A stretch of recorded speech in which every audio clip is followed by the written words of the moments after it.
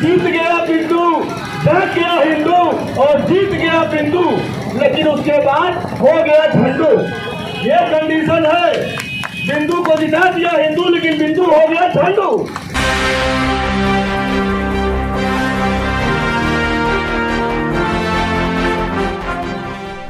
जनपद सोनभद्र दिनांक 7 मई 2023 दिन रविवार, जब निकाय चुनाव को लेकर कांग्रेस पार्टी द्वारा रैली एवं नुक्कड़ सभाओं का आयोजन किया गया, जिसमें उन्होंने चुनावी घोषणा पत्र को जारी करते हुए कहा कि नगर में स्थानीय व्यापारियों के हितों पर विशेष ध्यान दिया जाएगा। निर्वाचित प्रतिनिधि छोटी छोटी समस्याओं को पिछले कई दशकों से अनदेखा करते रहे हैं। हम उन समस्याओं पर विशेष ध्यान देंगे। नगर में जमीनी विवाद लगातार बढ़ता जा रहा है, उस पर विशेष ध्यान केंद्रित करेंगे। नजूल की जमीनों को फ्री होल्ड करने पर कार्य करेंगे।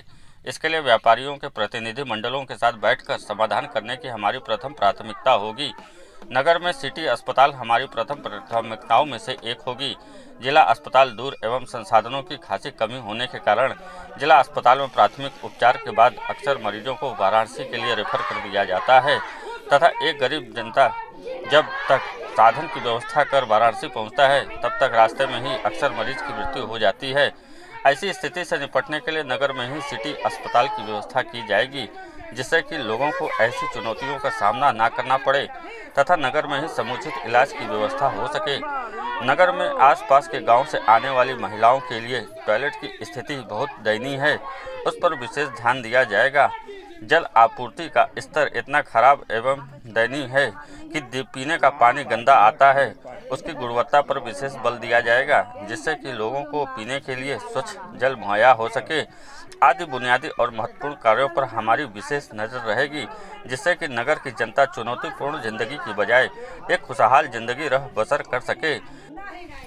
तो वहीं दूसरी तरफ नुक्कड़ सभा में कांग्रेस के वरिष्ठ पदाधिकारियों ने सरकार पर जमकर निशाना साधते हुए क्या कहा, आगे देखिए ग्राउंड से हमारी ये खास रिपोर्ट। भारतीय जनता पार्टी के लोगों ने हिंदू मुसलमान जाति धर्म की राजनीति करते हुए नारा दिया था कि जीत गया बिंदु, डर गया हिंदू और जीत गया बिंदु, लेकिन उसके बाद हो गया झंडू। ये कंडीशन है, बिंदु को जिता दिया हिंदू, लेकिन बिंदु हो गया झंडू। आज मैं पूछना चाहता हूँ कि क्या बिंदु के सवाल को आप लोगों ने 5 साल किसी वार्डों में देखा, किसी नाली के समस्याओं का निराकरण कराते देखा? आज और मोरा एक ऐसी जगह है जहाँ दुर्घटना बहुत। जब विकास वाली पार्टी को चुनेंगे तब तो विकास होगा। अगर आप विनाश वाले पार्टी को चुन लेंगे तो विकास की आशा क्यों करेंगे? बोया पेड़ बबूल का तो आम कहां से खाए? महंगाई की स्थिति है, कांग्रेस ने क्या गलत किया भाई? अगर कांग्रेस ने गरीबों को 1966 में इंदिरा जी ने पट्टा दिया तो बीजेपी सरकार ने 5 किलो मुफ्त अनाज दिया। तो जो जिसने 10 बीघा 5 बीघा पट्टा दिया वो सरकार अच्छी है कि 5 किलो अनाज देने वाला जो है वो सरकार अच्छी है? ये तो आपको निर्णय लेना है। या बीजेपी सरकार गरीबों को लूटने का काम कर रही है, हमारी सभी माताएं बहनें भूली नहीं होंगी। गरीब जनता और खासकर महिलाएं, चाहे गरीब हो चाहे अमीर हो, इनको नंगा करने का काम नोटबंदी के माध्यम से बीजेपी सरकार ने किया। 12 बजे रात को घोषणा होती है 1000 की 500 की नोटें बंद। 12 मोदी सरकार अब ये 500 और 1000 की नोट को बंद कर दिया एकाएक। अब एक चक्कर में पड़े गिरफ्तार हो, ये रुपया तो गर्व जनावर रही गई। ये बात फिर पतिदेव से बोली कि ये रुपया कुछ रोहल है, एक जनबा तो नंबर 1 का बनाया जाना है तो बिगड़ जाए सब रुपया जनबा। ये सबसे बड़ा अपमान महिलाओं का भी किया और उसी 1500 के जो ब्लैक नोट थे, काला धन था, उसी से पूरे हिंदुस्तान में उन्होंने बीजेपी का कार्यालय 5 करोड़ 6 करोड़ का सिर्फ 0 को बनवा दिया। यह दुरुपयोग हुआ है। ऐसी स्थिति में यह बलिदानी पार्टी है, यह कांग्रेस वह पार्टी है जिसके देश का 3 प्रधानमंत्री हुआ। कौन कौन?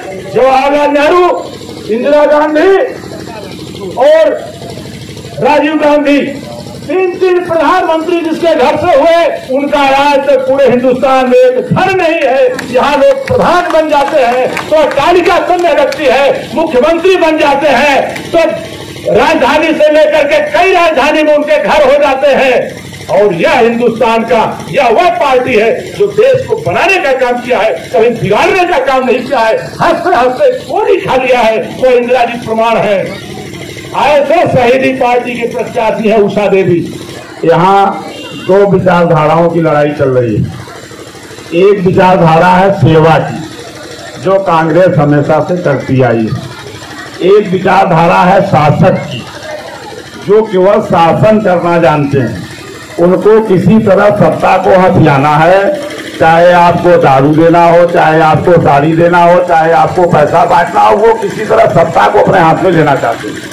और ये आप अपने नगर की सत्ता, नगर के शासन, नगर के व्यवस्था के लिए नगर पालिका अध्यक्ष का चुनाव करने जा रहे हैं। अब आप तय करेंगे कि सेवक चुनना चाहते हैं या शासक चुनना चाहते हैं।